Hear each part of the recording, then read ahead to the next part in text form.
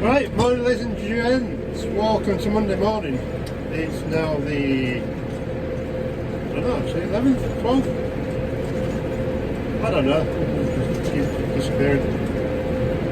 So, I am in the final field for doing little bales, and this is always the end field, and I always try and make, well, I'm going to say a good video, but something kind of nice. So, I don't know if you can see, right, maybe I'll have to see when we go back a bit further. The field behind me is the one that I was rolling in yesterday, and I know my videos are going to be a bit all over the shop because I've not edited everything, I'll just put it out there as I normally do. I've actually stacked up a lot of videos to try and make somewhere near kind of decent videos. Be a miracle. So yeah, that field I did yesterday when we had the whirlwind through is now in front of us. Yeah, that was a real pain in the ass. Luckily I only had about another 30 bales to make, about 20 bales to make, so when you finished off the swath I was on, I went down the next one, at halfway got taken out. There was enough there for what I needed. Bale sledge wise, yes, I do have a bale sledge. Right now you'll have seen it. But because I made that video and I've not got the comments about the whirlwind, blah blah blah. Yes, I do have a sledge, but there's two fields that I do not use it in.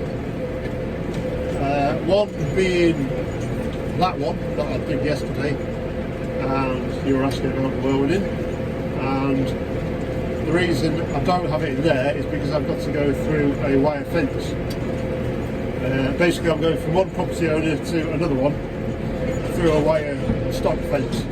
So I drop the stock fence and put the stock fence back up at the end and everybody's pretty much happy. It does mean that taking the sledge through is a pain in the ass. I have done it before and I have pulled that wire fence about 6 foot out of shape. And I do not want to do that again, and you can't really tell until it's too late. Basically got caught on the sledge. Since there's only one of me, I can't see everything behind the baler. And yeah, so that's the biggest reason. And the other reason is the other field I do, which is across the road, I can't get the sledge through his little small holding yard because you've got about 3 different turns. Even the gateway going into it, you've literally got 3 inches either side of the gate post. And if you've ever had a sledge on the back, they never quite truly follow the baler. And I have moved his gate post enough times already with the baler. Plus his field is very long and narrow. I think off the top of my head it's about 7 or 8 swaths wide, which ain't much. And if you cocked it up on a corner and you need to reverse a sledge and a baler, well, you pretty much don't do it.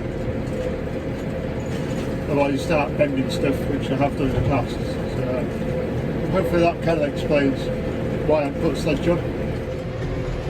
There you go, if you want to see the rows. They're coming out alright. And back to you.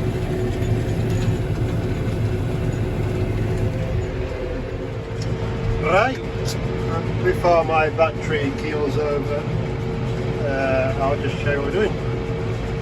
So I rode this up this morning, we're now baling it. We've got the 698 down there with the bale grab and the trailer. We'll look at that mirror. Obviously I'm on the baler in the sledge and my windows are filthy, but I don't care. So yeah, we're carrying on alright. We've had one whirlwind through so far, which has come up through there. And taken, well, another swath out. Too bad this time. I can survive with it. So yeah, we're doing alright. So far on 260 I think.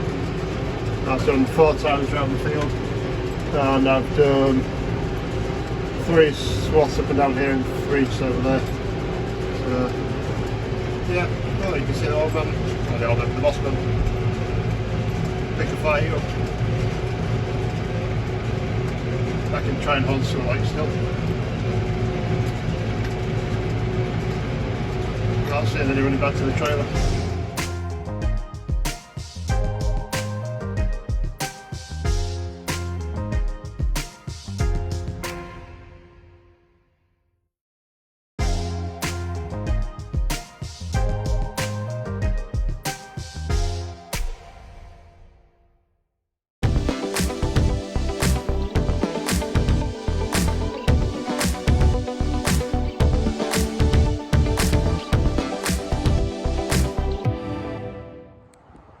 Well, we've got a good half the field done anyway, so there's I think nearly 300 bales baled so far, but she's peeped the load out. So there's a shear bolt that comes in here, oh sorry, should I say goes in here. Oh, I can get it open now. So this is the main shear bolt that protects basically the baler if everything goes wrong. That gives out and then lets the machine stop instantly. What also happens is there's a bar here that comes out and stops the plunger arm, goes round and round like that, stops the plunger arm if there's a problem with the knotters. Basically it's an override system so that if it all goes wrong you don't end up, well, the cob, baling your needles, and your needles are these things under here that send your twine up into the knotters. You can see it's a needle, why the rope goes through that needle. But unfortunately that gave out, put another one in, got 10 yards and it sheared it again. And what I found is there should be a shear bolt in here where that M8 is at the moment. Unfortunately that looks like it's given out, which actually operates the trip mechanism. So as a bale comes out the back of the chamber, this star rubs against the bale, which is on a shaft through here onto this, that turns this arm, which then turns up, which then drops that down, which then sets the cycle off to do your knotters, if you understand what I mean. But unfortunately, because that shear bolt's gone, it's not actually allowing it to send the knotter around. Now the M8 is only just in that second piece that goes through this arm into that casting. It's into a casting as well, and it's not in properly, and I don't really fancy running it. If it's going to rain tomorrow, then yeah, maybe.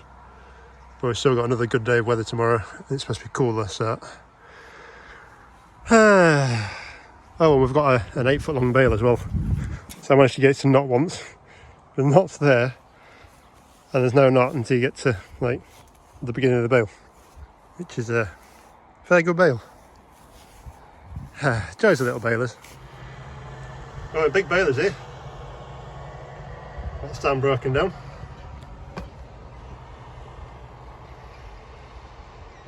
A fence and a coon baler. A Deutz and a coon baler. Right, it's a bit more of an operation going. So there's a Deutz and chrome rake over that side. Deutz and baler on that side. And quite a bit to row up and bale.